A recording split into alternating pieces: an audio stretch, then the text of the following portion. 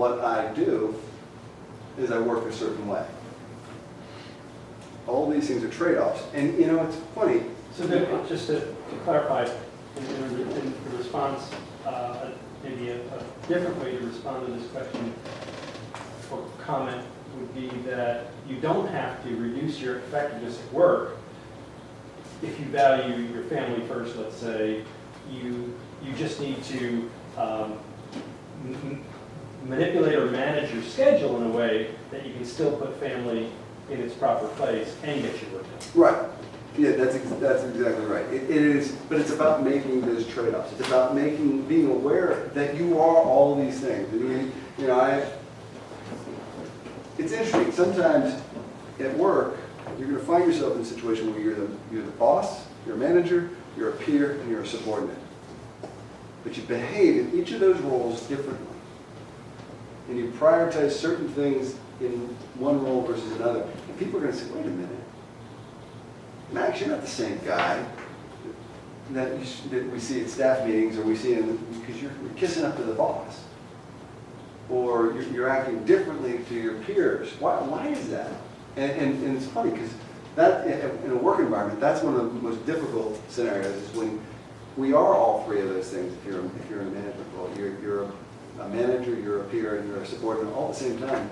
And it's easy when you're those things independent, but when they come together and they integrate into a single situation, and people start to say, wait a minute, you're not being consistent.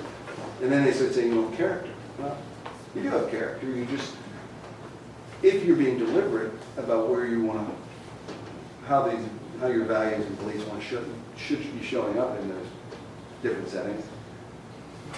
Because, you know, it isn't disingenuous, it isn't inauthentic to say, I'm going to act differently as a parent or a child. In my parental role, I talk very openly about my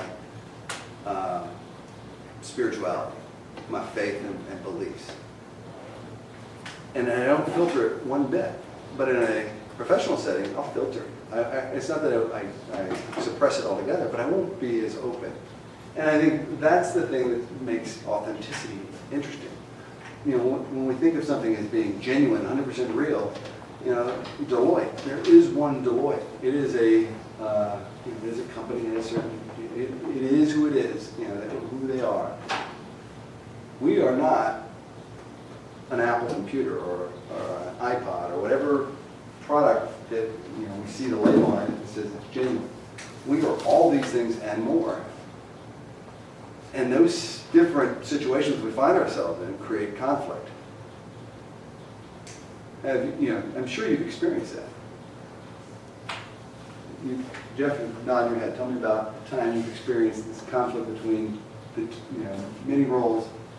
Your schizophrenic personality, is what I'm saying. Well, I mean, a lot of times, like, we're talking about bad bosses and stuff before.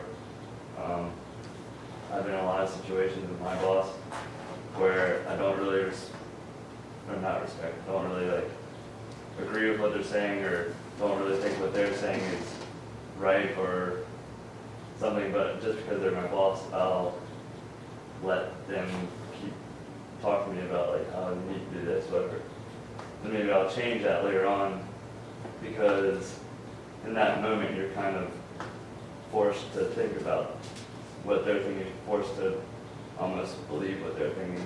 But if you're like with your friends and stuff, you're more likely to, like, I guess, be more open about what you think. Like if you think what they're doing is wrong, you're more open towards them. Right. More. Well, why do you think that is? I don't know. Well, part of it is self-preservation. Yeah. I mean, the fact of the matter is, it is easy to tell your friends that they're screwing up. I mean, it's not always easy, but it's easier than telling your boss. And I was telling Bob and Dan before we were at lunch today about a story with my favorite boss, my mentor, the guy who if he called me right now and says, Doug, I need you to hop on a flight, I'd say, see you guys, gotta go. Check on your children first. I check on my kids first. And my wife would say, endorse this because she loves him almost as much as I do. This guy was my mentor for a big chunk of my career. And he, but I could not be blunt with him. And my normal style of delivering feedback, if I think somebody's wrong, I tell them they're wrong. But for this guy, it wasn't in his DNA to accept blunt feedback. And I learned that. And so I remember being challenged one time by one of my subordinates saying, hey, Doug, he didn't say this in so many words, but he basically was saying, you're being inauthentic. You tell us exactly how it is when we're doing something you disagree with, but you won't tell Sanjeev the same thing. Why is that? And at first, I would love to say that I knew in the moment that I was doing this. But on reflection, I was able to come back to the guy and say, look, I can't deliver that kind of news to somebody. He will not take it. It's not in his DNA. It's not in his character to accept this kind of direct and critical feedback, because if I give it to him, he's going to become so entrenched in his position that we'll spend months digging out of it. So instead, I finesse him, and that way we get to the same end much more quickly. To me, I didn't realize it at the time, but with the beauty of hindsight, I can say, hey, I was doing a rational thing. I was being authentically an employee of a guy who was very strong-willed, and I was being authentically the manager of another group of folks who responded well and intended to like my direct approach. But I was acting radically differently in a similar set of situations. And that's the challenge we face. Because people, in the absence of the conversation I had with Chris, the guy who challenged me, in the absence of that, people assume we are being kissing up to the boss, or we're changing who we are to fit the situation. And we're not changing who we are, we're changing how we respond, how we use the characteristics that are part of who we are. And it's a subtle difference. And what I'm encouraging you to do is to be deliberate about it. Because authenticity is authenticity when we're being intentional. I wasn't necessarily being as authentic as I would be now, because I know why I'm doing these things. I was doing it at the time. And I know why I would do it in the future. Does this resonate with you guys? Does it make sense?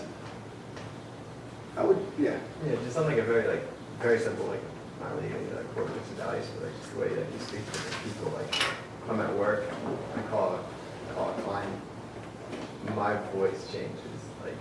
How so? Hi, how you doing today, sir? I sound not cheesy, I just sound myself, and I turn around after I hang up the phone, like, hey, what's up, dude? Right. It's very, that's like a very simple, like face value thing, but it's just like.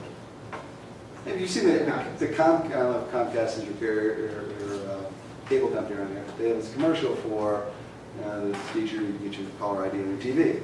And the guy,